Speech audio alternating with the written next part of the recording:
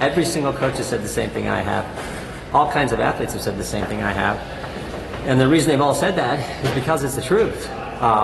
Look, if I'd have known there was some kind of problem, some kind of abuse, I'd have helped out our athletes. What they're saying is just not true. Richard Strauss killed himself in 2005. Last year, an independent investigation concluded while Dr. Strauss worked at OSU over 2 decades, he sexually abused at least 177 male student patients.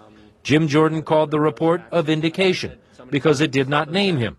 The report did not name any wrestling coach at Ohio State, did not find documentary evidence coaches were aware of complaints against Strauss, but 22 coaches confirmed to the investigative team that they were aware of rumors and or complaints about Strauss. Former OSU wrestler Dunyasha Yates says Jordan is one of the coaches who knew because he told him. In January of 1993, Yates went to see Strauss for a thumb sprain, and the doctor tried to pull down his pants. Yates says he kicked open the doctor's door to escape. Jordan was right outside next to an ice machine. He jumped up like, "What's going on?" I said, "Coach, he just tried to give me a physical exam for my thumb injury. Look, it looks like a baseball. It's swelled up." And he was like, "Man, if he ever tried that, I would kill him." Jordan supporters say Yates can't be trusted because of a past conviction for fraud, but 2 other wrestlers told CNN they witnessed the encounter. What Dr. Strauss took from me that day was my dignity.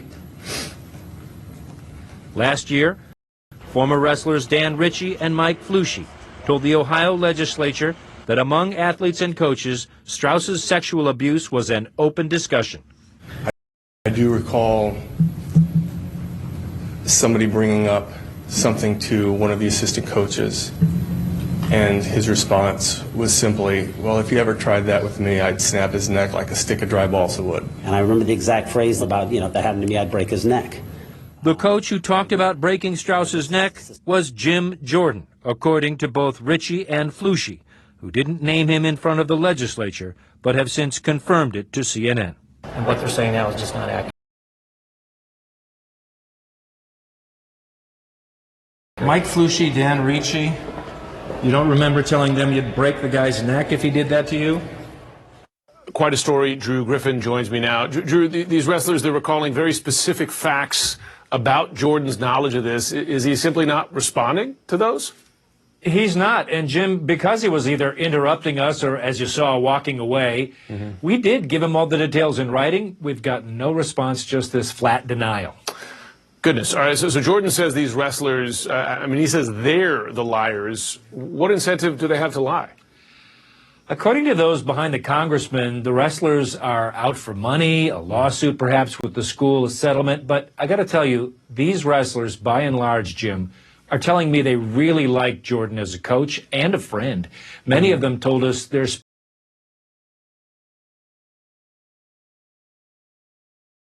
speaking out now because they've been watching Jordan lie, they say, for 2 years, and they've just had it.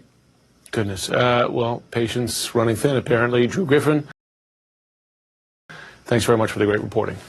Thanks. Of course, the news continues tonight, so I'm going to hand it over to Chris Cuomo for Cuomo Prime Time. All right, thanks, Jim. That's important reporting.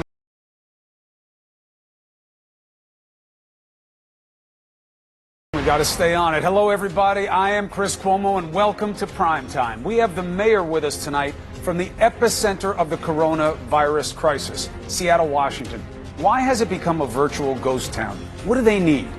Now, maybe more troubling as a question than that is, how do you match the reality on the ground there and in this country with our president claiming he shut down the outbreak? He insists there are already enough tests available. His vice president just told you there are not.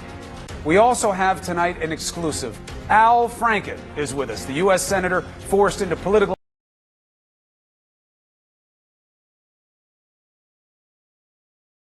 exile 2 years ago. He has a take on the election you must see. What do you say? It's Friday night. Let's get after it.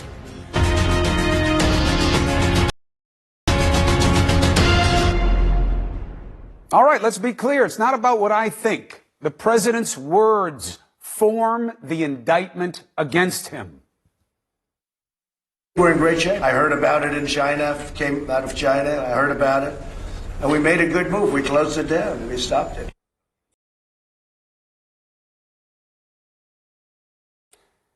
No.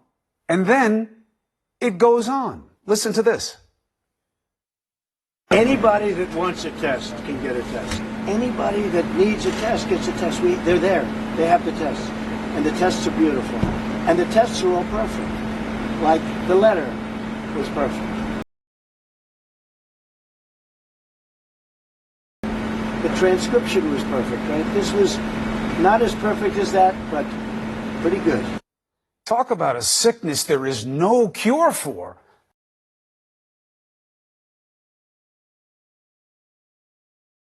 Those are his words in that hat that should say, keep America greatly misinformed, or keep me first.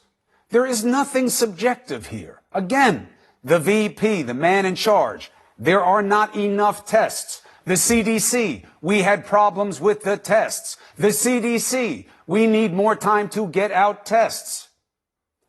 You want to compare a pandemic? People will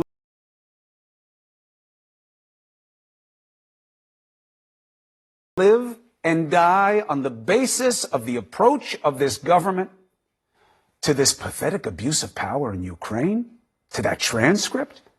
I just don't understand how people can ignore this, how you can see this as somehow okay. What is the latest?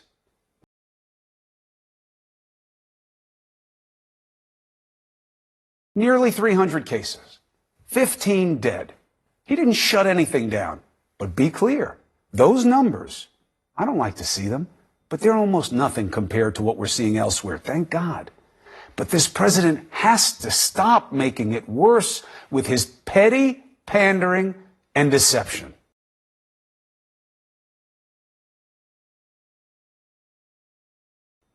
How do we see it playing out? As you're about to see. Seattle's mayor, Jenny Durkan, okay? She's on the front lines of the fight. Mayor Durkan, I did not bring you here to discuss the president and politics. I want people to be aware of what's happening in your city, what you need to deal with, and how you can get more help. Thank you for joining us, especially now. Thank you, Chris, for having me here. And I want to say, I may be on the front lines, but the people who are really on the front lines that I am so grateful to are our healthcare workers and our first responders who are trying to keep people safe. They're trying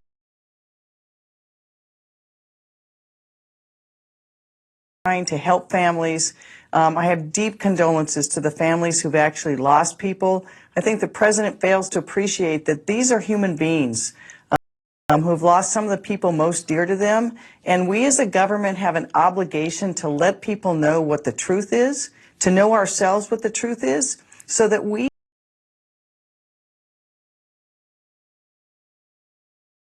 can prepare both a health response and an economic response. And that's what we need here in Seattle. We have a list of things that we've asked for the federal government for help in, and I'm hoping that we get it pretty expeditiously. Information, integrity, follow through. That's leadership in a situation like this. The only thing I must push back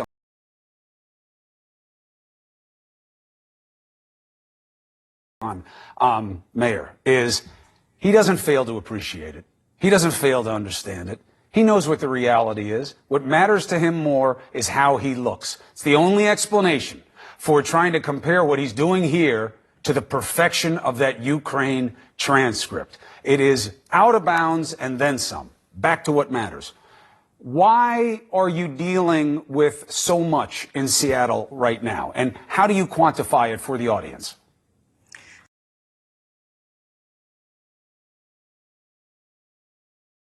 So I think the first thing people have to understand is that we think we are at the beginning stages of what could be a large outbreak, not just in the Seattle area, but it could be nationwide. And we need the public to know what they can do to protect themselves so that they can. We also need to have the resources we need. I met with Vice President Pence yesterday to get together with Governor Inslee and a number of the members of the congressional delegation. Number one thing we need is broad-scale testing. Most of our public health officials here believe that we actually have more cases of the virus in the community spreading. You may see as we get more testing capability that those numbers go up significantly. That could cause panic because people may think that the disease is suddenly spreading. But we think that what we'll be doing is catching up to the number of diseases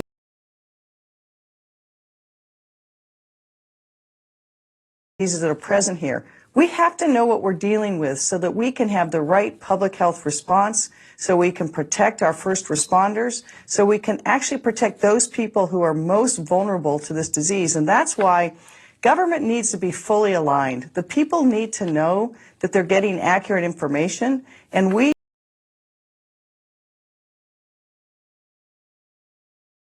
in the state and local level dealing with this have to have the support we need up and down the chain. And look, the virtue of being honest and transparent is, sure, you'll see a big pop in the number of cases. You'll also see a big pop in the number of cases where people go home, where they're not even hospitalized, where they overcome, because the ratios suggest that 80+% are asymptomatic or overcome it. And people will take confidence in that it's not just the worst cases that you hear about. So, you know what you need. You go to the CDC. The president says, tests for everybody. Tests are ready. They're perfect. They're beautiful. Did you get all the tests you need? We hope to get those tests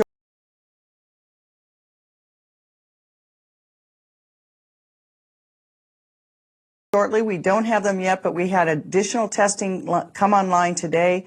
We will know at the That's beginning your own of next testing, week. though, right? We have an institution here that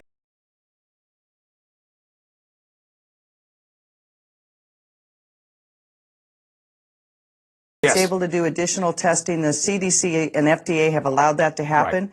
But we need more test kits. I'm going to get briefed tomorrow and over the weekend to see where we are on that, because it's going to be one of the key things we have to do. Number one, to assess how much has this virus spread in the community, but also so that people can